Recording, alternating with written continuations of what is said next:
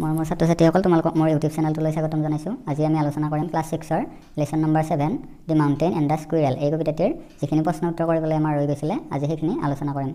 আহাচোন ভিডিঅ'টো আৰম্ভ কৰোঁ। তোমালোকে যদি এতিয়ালৈকে মোৰ চেনেলটো ছাবস্ক্ৰাইব কৰা নাই তেনেহ'লে ছাবস্ক্ৰাইব কৰি ল'বা আৰু ভিডিঅ'বোৰ ভাল লাগিলে লাইক কৰিবা।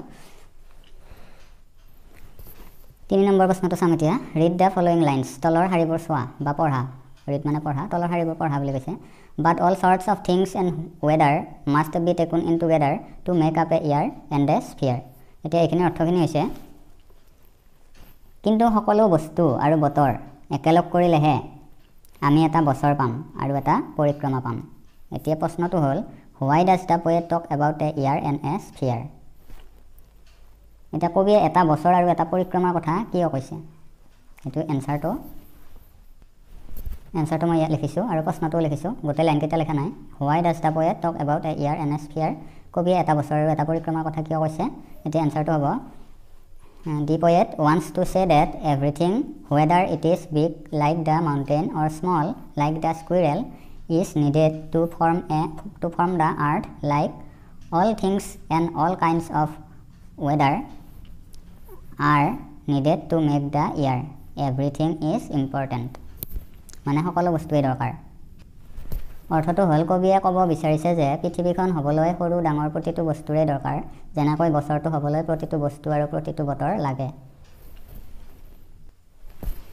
4 number Here are some sentences related to the poem. Which sentences are true and which are not true?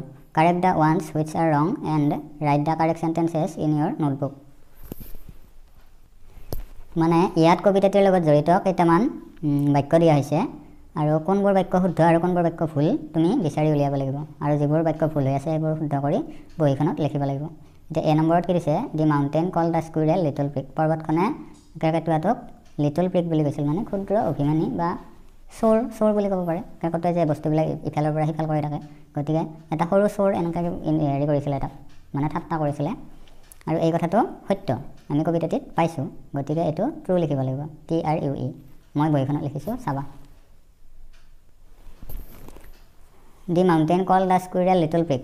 এতিয়া এইটো হৈছে ট্ৰু মানে কি? সত্য, শুদ্ধ, গতিকে এইটো আৰু বেলেগকৈ লিখিব নালাগে, এইটো শুদ্ধ হৈ আছে, গতিকে আমি বি নম্বৰটো চাম। The squirrel told the mountain that it was not a disgrace to be small.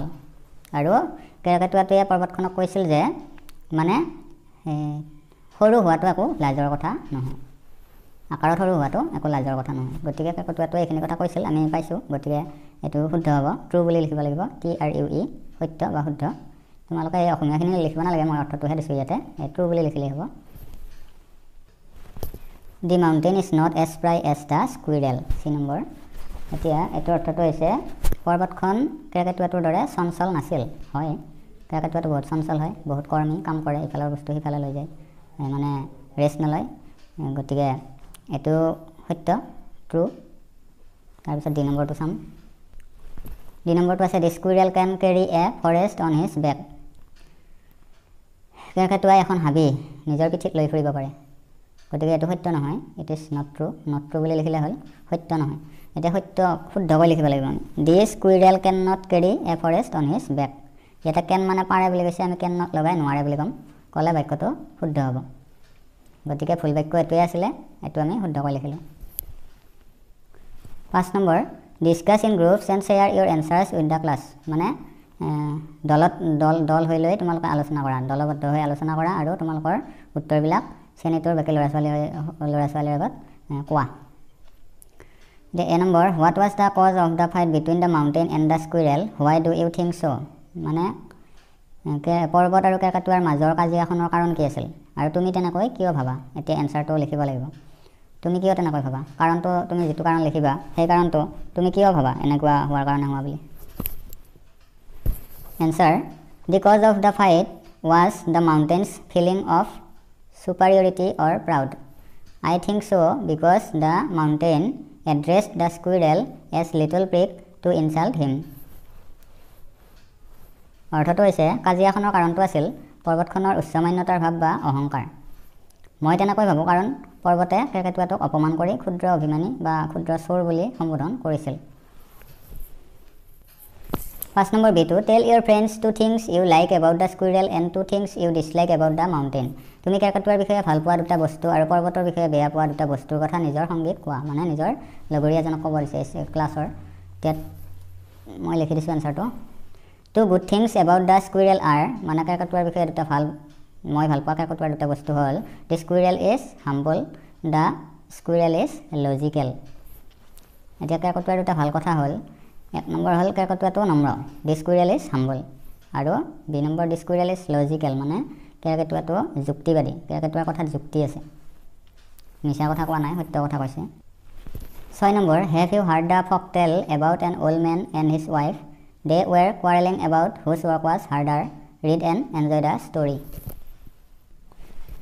তুমি বুঢ়া মানুহজন আৰু তেওঁৰ ঘৈণীয়েকৰ সাধুটো শুনিছানে they were quarreling about whose work was harder মানে তেওঁলোকে কোনজনৰ কামটো বেছি কঠিন তাকে লৈ কাজিয়া কৰিছিল read and enjoy the story মানে গল্পটো পঢ়া আৰু আনন্দ লোৱা এতিয়া গল্প এটা দিছে ইয়াতে এটা আমি গল্পটো পঢ়ি ল'ব লাগিব তাৰ পিছত ইয়াতে প্ৰশ্ন দিছে এই প্ৰশ্নটোৰ এনসাৰ কৰিব লাগিব Once upon a time there was an old man who lived with his wife on a farm One day they had a big quarrel The old man said keep quiet woman you are so lucky you do easy work you get time to rest and to enjoy yourself with your friends The old lady was very angry How dare you say that I do such hard work I work from morning till night cleaning the house cooking food for you washing your clothes feeding the animals Try doing it one day so the old man and the old lady decided to change places for one day The old man stayed at home to do housework and his wife went to the paddy field with the plow and the bullocks এতিয়া হাতৰ অৰ্থটো হৈছে এসময়ত এখন ঠাইত এজন বুঢ়া মানুহে তেওঁৰ ঘৈণীয়েকৰ লগত বাস কৰিছিল আৰু one day they had a big quarrel আৰু এদিনাখন তেওঁলোকৰ এখন ডাঙৰ কাজিয়া লাগিল The old man said বুঢ়া মানুহজনে কৈছিল keep quiet woman মনে মনে থাকা মহিলা বা মনে মনে থাকা এনেকা কৈছে ঘৈণীয়েকক তাৰ পিছত You are so lucky তুমি বৰ ভাগ্যৱান You do easy work তুমি সহজ কামবোৰ কৰা You get time to rest তুমি জিৰণি ল'বলৈ সময় পোৱা and to enjoy yourself with your friends আৰু তুমি তোমাৰ বন্ধুসকলৰ লগত এনজয় কৰিবলৈ মানে ফূৰ্তি কৰিবলৈ সময় পোৱা The old lady was very angry তেতিয়া মাইকী মানুহজনী বহুত খং উঠিছিল How dare you say that তুমি এনেকৈ ক'বলৈ ক'ত সাহস পালা I do such hard work মই বহুত কঠিন কাম কৰোঁ I work from morning till night মই ৰাতিপুৱাৰ পৰা ৰাতিলৈকে কাম কৰোঁ কি কাম কৰে ক্লিনিং দ্য হাউচ ঘৰ পৰিষ্কাৰ কৰে ঘৰ চাফা কৰে কুকিং ফুড ফৰ ইউ মই তোমাৰ বাবে ভাত ৰান্ধো ৱাশ্বিং ইউৰ ক্লথছ তোমাৰ কাপোৰ ধোওঁ ফিডিং দ্য এনিমেলছ জন্তুবিলাকক মই খাদ্য খুৱাওঁ গতিকে মই বহুত কাম কৰোঁ Try doing it one day এদিনাখন এইটো কৰি চোৱা বুলি কৈছে তুমি সহজ বুলি ভাবিছা তুমি এদিনাখন এইবোৰ কাম কৰি চোৱা তেতিয়া গম পাবা এনেকা কৈছে So the old man and the old lady decided to change places for one day আৰু সেইবাবে এদিনাখন বুঢ়া মানুহজন আৰু বুঢ়া মহিলাগৰাকীয়ে তেওঁলোকৰ ঠাইটো সলনি কৰিলে মানে ইজনে সিজনৰ কাম কৰিব সিজনে ইজনৰ কামখিনি কৰিব তেতিয়া গম পাব কাৰ কাম বেছি কঠিন The old man stayed at home to do housework আৰু বুঢ়া মানুহজন ঘৰতে থাকিল ঘৰৰ কামবোৰ কৰিবলৈ ঘৰতে থাকিল and his wife আৰু তেওঁৰ ঘৈণীয়েক went to the paddy field মানে খেতি পথাৰলৈ গৈছিল with the plow and the bullocks আৰু বুঢ়া মহিলাগৰাকী ক'ত গৈছিলে পথাৰলৈ গৈছিলে নাঙলখন আৰু বলদ গৰু কেইটা লৈ পেলাই হাল বাবলৈ গৈছিলে গতিকে এইটো সাধুটো আছিল এতিয়া ইয়াতে প্ৰশ্ন দিছে What do you think happened that day Whose work was easier Think of an ending for the story Discuss your thoughts with the friend next to you and share it with the class তুমি সেইদিনা কি ঘটিছিল বুলি ভাবা কাৰ কামটো সহজ আছিল Whose work was easier কোনজনৰ কামটো সহজ আছিল Think of an ending for the story সাধুটোৰ বাবে এটা সামৰণি ভাবা কেনেকৈ সামৰণি দিব পাৰি সেইটো কথা ভাবিব দিছে Discuss your thoughts with the friend next to you and share it with the class আৰু তোমাৰ ভাৱবোৰ তোমাৰ বন্ধুৰ লগত আলোচনা কৰি শ্ৰেণীটোত কোৱা এতিয়া answer that day I think both realized that nobody's work is easy everyone faces the hardship of his work in their own way in the end both would have realized the toughness of other one's work and started to respect it মই ভাবো সেইদিনা উভয়ে অনুভৱ কৰিছিল যে কাৰোৱে কাম সহজ নহয় প্ৰত্যেকৰে নিজা ধৰণে নিজৰ কামৰ কষ্টবোৰ অনুভৱ কৰে শেষত উভয়ে এজনে আনজনৰ কামৰ কষ্টবোৰ অনুভৱ কৰিছিল আৰু তাক সন্মান কৰিবলৈ লৈছিল। যেতিয়া কামবোৰ সলাই ল'লে, ইজনে সিজনৰ কামখিনি কৰিলে, তেতিয়া গম পালে যে মোৰ দ্বাৰা এইটো কাম কৰাটো সম্ভৱ নহয়, মানে কষ্ট পাইছিলে।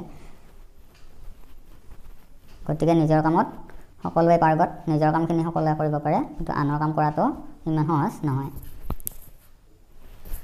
7 নম্বৰত কেইটামান গ্ৰামাৰৰ বস্তু দিছে। এইখিনি হৈছে নেৰেশ্যন, ডাইৰেক্ট নেৰেশ্যন আৰু ইনডাইৰেক্ট নেৰেশ্যন। ডাইৰেক্ট স্পীচ আৰু ইনডাইৰেক্ট স্পীচ বুলি কয়। ডাইৰেক্ট স্পীচত উদ্ধকমা থাকে আৰু কওঁতাজনে যেনেকৈ কয় তেনেকৈয়ে বাক্যটো তুলি দিয়া হয়।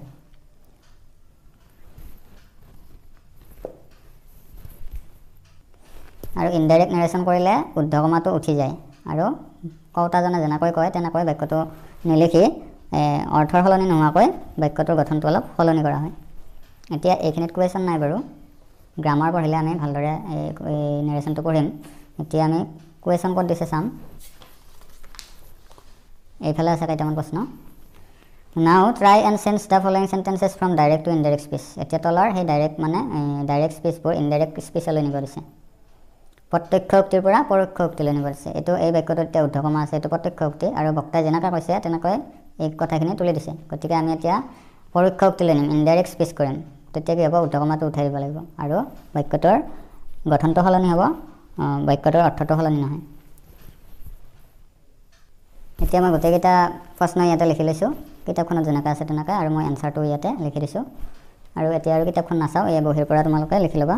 Anurag said to Anu, you are a lazy girl. এইটো ডাইৰেক্ট হয়, এইটো মানে প্ৰত্যক্ষ উক্তি। অনুৰাগে অনুক কৈছিল তুমি এজনী এলেহুৱা ছোৱালী। অনুৰাগে যেনেকৈ কৈছিলে সেই ঠিক তেনেকৈয়ে উঠাই দিছে। এতিয়া আমি অনুৰাগে কোৱা কথাখিনিকে আমি ইয়াতে বেলেগ ধৰণে প্ৰকাশ কৰিম। এতিয়া ইনডাইৰেক্ট কৰিলে হ'ব, অনুৰাগ ছেড টু অনু ডেট, ইয়াতে এটা ডেট লাগিব। শ্বি ৱাজ এ লেজি গাৰ্ল, এইটো ইনডাইৰেক্ট হ'ল গ'ল, ইনডাইৰেক্ট নেৰেশ্যন হ'ল। অনুৰাগে অনুক কৈছিল যে তাই এজনী এলেহুৱা ছোৱালী আছিল। এতিয়া তোমালোকে এনচাৰখিনিয়ে লিখি লোৱা, মানে গ্ৰামাৰ পঢ়িলে বেছি বহলাই বুজাব লাগিব, ইয়াতে ভিডিঅ'টো বহুত দীঘলীয়া হ'ব। 2 number, Anu said to Anurag you are doubtless very smart. এইটো ডাইৰেক্ট স্পীচ। ইনডাইৰেক্ট কৰিলে হ'ব, Anu said to Anurag that he was doubtless very smart. Indirect, এইটো হ'ব পৰোক্ষ উক্তি। এইটো অৰ্থখিনি লিখিব হোৱা নাছিল। Anu said to Anurag you are doubtless very smart মানে হৈছে অনুৱে অনুৰাগক কৈছিল তুমি নিঃসন্দেহে বহুত চতুৰ।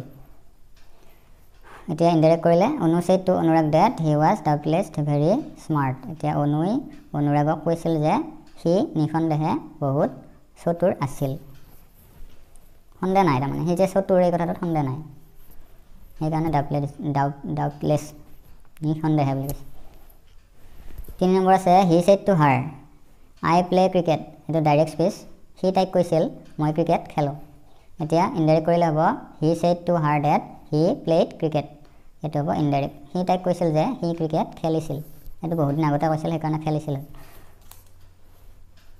4 number, C replied I do not play cricket. এইটো ডাইৰেক্ট স্পীচ। তাই উত্তৰ দিছিল মই ক্ৰিকেট নেখেলোঁ।